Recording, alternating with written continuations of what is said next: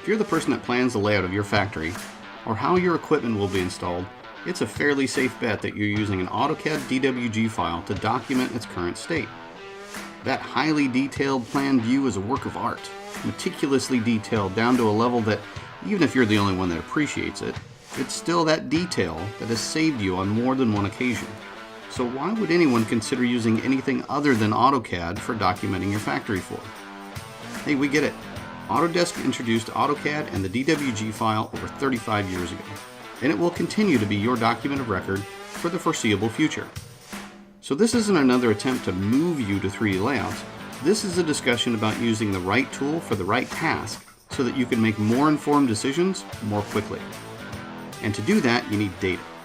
Yet who has time to turn your AutoCAD DWG file into a 3D model? What if you could continue to work with 2D AutoCAD blocks that, when opened in the 3D space, automatically show their respective 3D model? Then combine that 3D design with the reality of the factory with laser scan data for clash detection.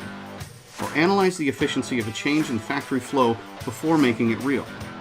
Because let's be honest, you can't make those decisions with that meticulously detailed DWG file alone.